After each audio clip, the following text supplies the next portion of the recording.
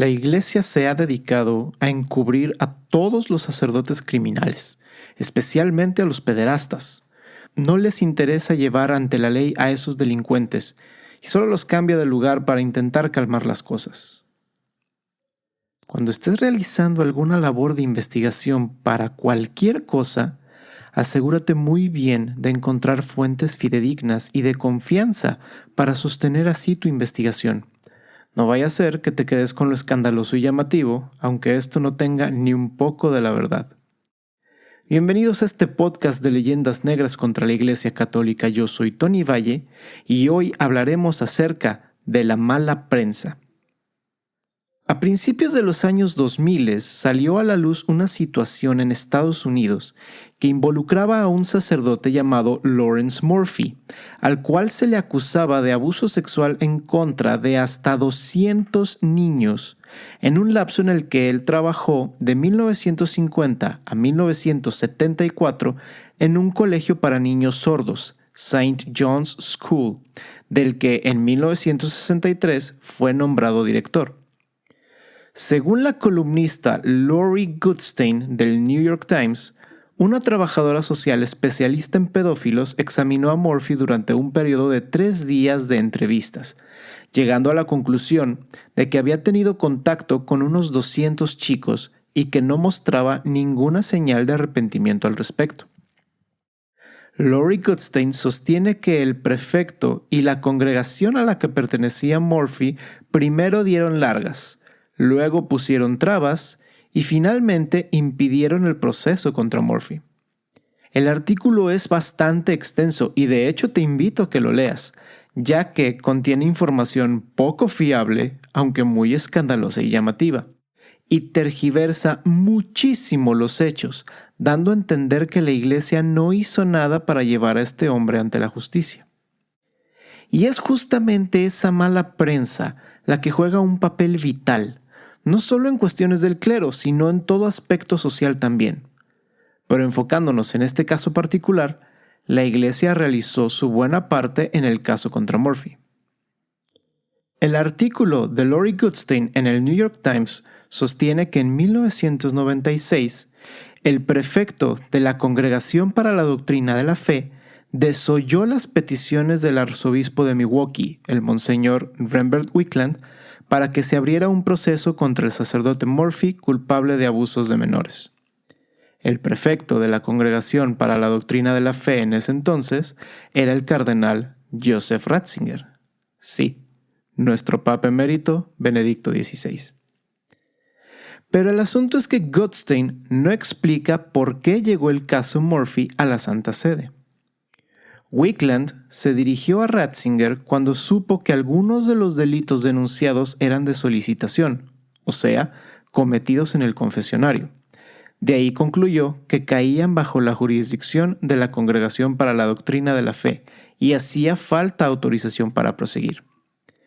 Si bien hubo una demora en la respuesta de la congregación, esto no impidió la apertura del proceso penal contra Murphy, cosa que tampoco menciona Goodstein.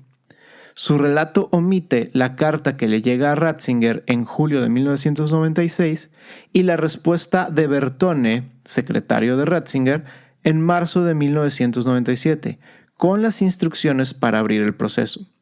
La documentación muestra que Wickland ya lo había iniciado el 22 de noviembre de 1996. Al confirmar la autorización para procesar a Murphy por solicitación, Bertone señaló además a Wickland que las normas procesales vigentes que debía seguir eran las de la instrucción de 1962 sobre el modo de investigar y juzgar tales delitos. Por eso se abandonó el proceso original y se comienza otro conforme al procedimiento específico.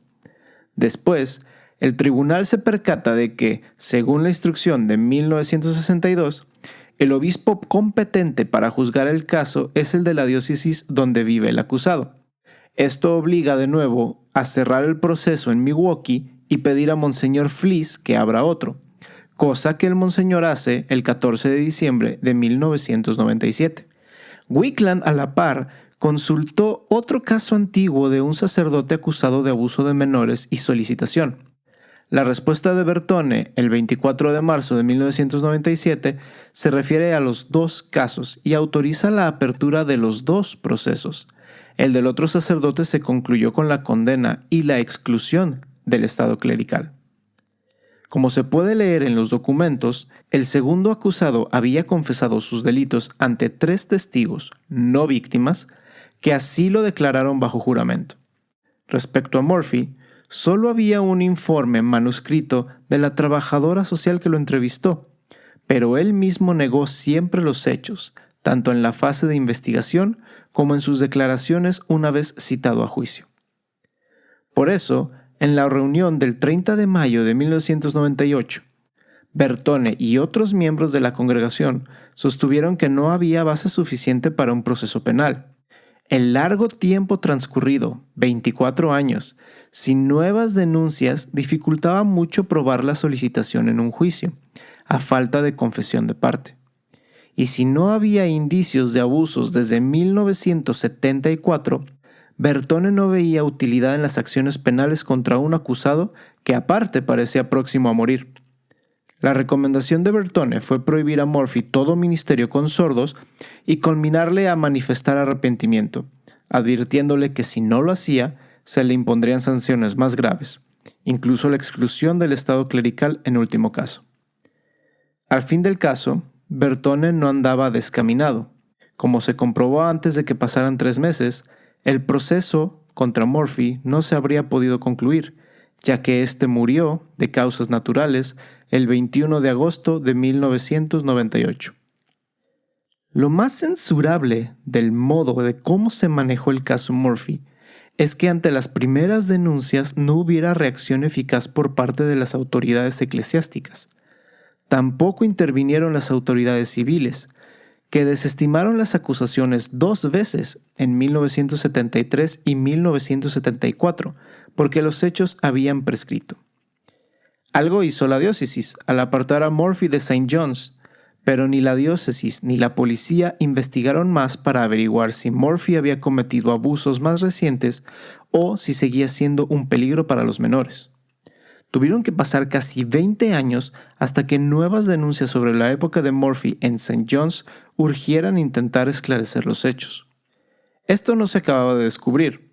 Buena parte de los documentos obtenidos por Goodstein, aunque ella no lo acepte, habían sido hechos públicos años antes por la organización de víctimas que puso una demanda civil a la diócesis. Lo que parece revelar Goodstein por primera vez es la correspondencia entre los obispos y el Vaticano.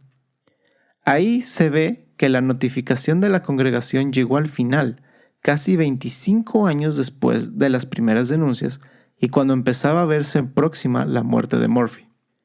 La intervención del dicasterio en el curso del último año y medio en el caso no habría podido recuperar lo que no se hizo en las 2 décadas anteriores. Pero al frente de la congregación estaba el Papa en turno, Benedicto XVI. Y eso es lo que le proporciona la historia a la periodista. Goodstein habría podido titular «El Vaticano autorizó la expulsión de un sacerdote de Estados Unidos que abusó de niños», en referencia al otro acusado de Milwaukee. El interés de Goodstein, sin embargo, parecía ser relacionar a Benedicto XVI con algún pasado caso de abuso mal llevado, como el de Múnich. Lo hace con una presentación selectiva de datos que equivale a desinformación. La Iglesia Católica es mirada con lupa y a veces de gran aumento. Recuerdo un caso, que desgraciadamente no es el único, de un joven que destruyó la vida de un sacerdote al acusarle de haber abusado sexualmente de él. Años más tarde, el joven declaró que aquello era mentira, pero, además del daño ya hecho, los medios de comunicación que habían sido extraordinariamente generosos en el número de noticias de la primera parte de la historia, fueron tan parcos o nulos en publicar la segunda parte que la mayoría de la gente siguió pensando que aquel sacerdote era un pederasta. El recuento de los casos de abuso infantil por parte del clero no es para nada de menospreciar, pero para entenderla en su dimensión correcta. Massimo Intrigione, en un artículo publicado en Avvenire, ha mostrado algunos datos de Estados Unidos.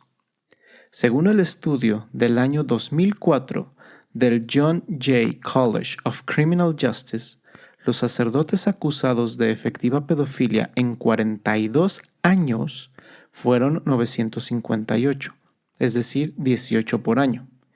Pero las condenas fueron 54, poco más de una al año.